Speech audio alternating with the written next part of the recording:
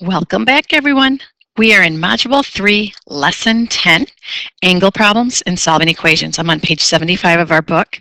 You'll notice the essential question there. It says, what should be identified first when solving angle problems? All right, what should be identified first when solving angle problems? So a couple things we need to know about angles before we get too far involved into this is that there are different ways to name angles. All right, so that's what this first part here is. Figure 1 says that we could just mark it by that little angle line down here, and we'll just call that angle B degrees, right? Whatever number degrees that is, we could just call it by that. Figure 2 says we could just name it by the vertex. If it's just one angle all by itself, no big whoop, right? It's just this one spot in a vertex is basically just the corner, then we could just name it angle A. However, if an angle like angle A is sharing another part to it, right? Let me show you. If there was another ray coming off of there, right? And we called this one B, I can't call angle A anymore because angle A could be here or it could be there. I don't know which. So another way to name these is to call it by the points that make up the angle. And when I was a student, I struggled with figuring out how these names worked. So I would always touch the angles that they talked about. So I would touch C, then I would touch A, and then I would touch D. And I'm like, okay, they're talking about that angle right there. That's the angle they're referring to. Okay, and then you could do the same thing with DAC. However you want to name it, it doesn't matter. They're both going to be the same. And you'll notice A is in the center of it. It's the middle. It's where it turns, if you want to think of it as like a street or something. Okay, so those are different ways you're going to see these angles being named. All right, couple vocab terms. Adjacent angles. Adjacent angles are two angles with a common side. Okay, two angles with a common side. So if you take a look at what we have here, angle A is adjacent to angle B, right? Little a. Angle A is adjacent to angle B. Okay, we could say it like that because they share a common side. Or you could say angle BAC, see that? Is adjacent to angle CAD. Do you see how I touched those? CAD. What's the common side that they have? Well, they have this side in common, right? That's what they share. So they're adjacent to each other.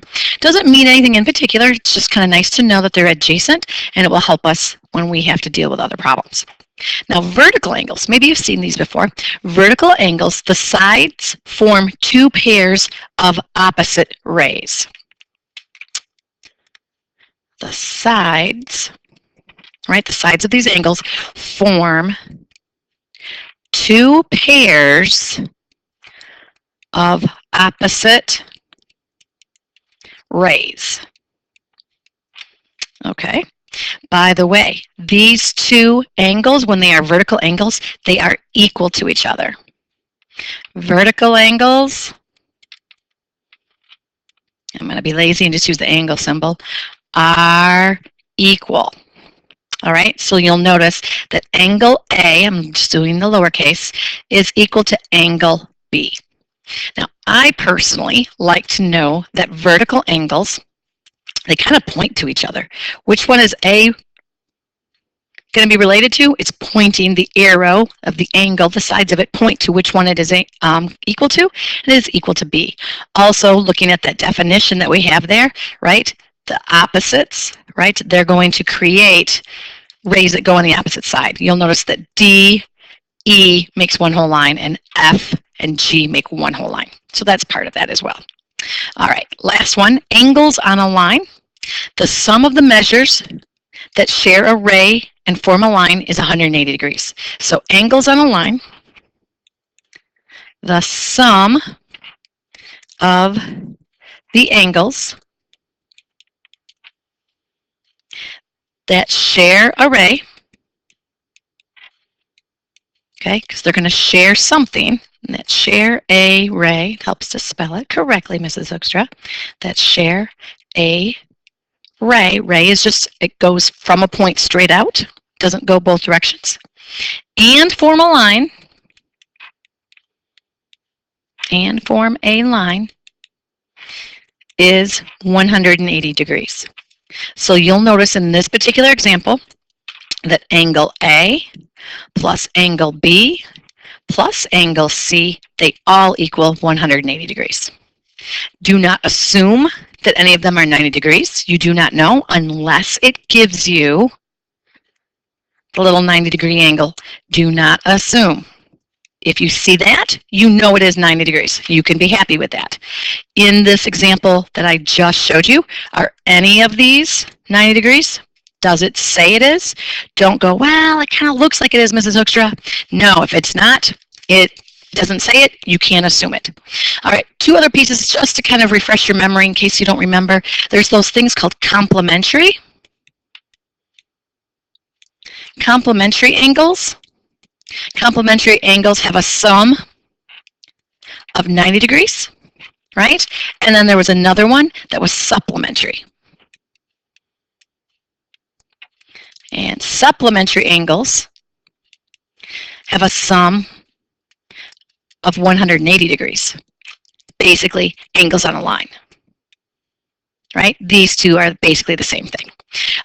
As a student, I always got these confused. So here's how I remembered it. Complementary, C comes pretty early in the alphabet. It comes, but early in the numbers. It comes, 90. Supplementary is at the end of the alphabet, and 180 is a lot further down in the number system. So that's just kind of my way that I figured out. But if you have another system to keep track of those, go for it, use it. I am happy that you guys have that. One more vocab on the next page. It says angles at a point. These are the measures of all the angles around one point, okay? So here we go. The measures of all the angles, okay? The measure of all the angles with rays at the same vertex point, okay, you call it a point if you want, at the same vertex is 360 degrees. All right, so in this particular problem, angle A plus angle B plus angle C all equal 360 degrees. All right, now we've got all our vocabs, let's jump into this. All right, in fact, you know what? I think I'm going to skip page 76 and we're going to jump over to 77. We'll keep 76 for in class, okay? We'll do this one in class. So jump over to the next page. Example 1. So if you take a look at what we have here, I've got two angles. I've got angle BAC, right? And I rattled that off really fast. So BAC, I'm talking about that angle right there. And I have this other angle that is CAD, right? I've got those two angles right there. It says estimate the measure of angle X. Okay, well, what do you know about what's happening here? I notice that those two angles make a line. I have angles on a line. So I know that these two angles, angle X degrees plus 132 degrees, is going to equal 180 degrees. I know that those are supplementary angles. So I'm going to use my if-then moves, and I'm going to subtract 132 from both sides. Okay, so I have X is equal to, and then 180 minus 132, and I end up with 48 degrees. So X is 48 degrees. In a complete sentence, it says describe the angle relationship. So you could call it a straight angle, angle on a line. You could call it supplementary, any of those. Angles on a line. You could call it supplementary. You could call them supplementary angles. You could say that they are a straight angle. All of those are basically the same thing. Straight angle. All of those mean the same thing. Write an equation. Well, we already did that. So we're going to jump down. Let's try exercise 1. Okay, so exercise 1, I want you guys to pause. See if you can figure this one out. All right, First thing I would do, look at the angle relationship. Go back to those vocabs, take a look at what we have, see if you can figure out what it is, and then solve it. Go ahead, hit pause.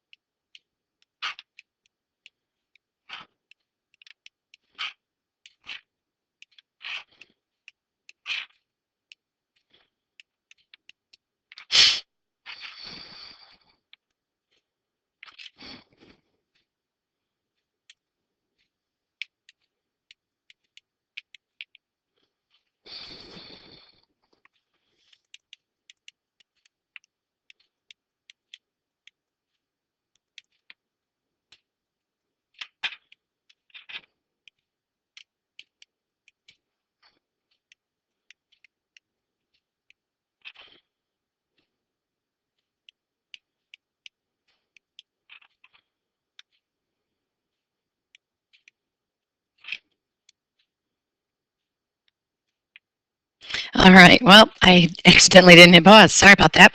So here's all my work, you guys. And go ahead and take a look at what I have there. I ended up with BAC being 54 degrees and DAE 36 degrees. So hopefully you guys got those same answers. I apologize for not hitting my pause button. All right, let's go to the next page. Take a look at example 2 here. Okay, example 2, take a look at what we have. Notice I've got these points all the way around everything, right? So I could say that these are angles on a line. Whoop, excuse me. I'm dropping stuff here in the classroom. Okay, so I could say that basically I have angles around a point, okay?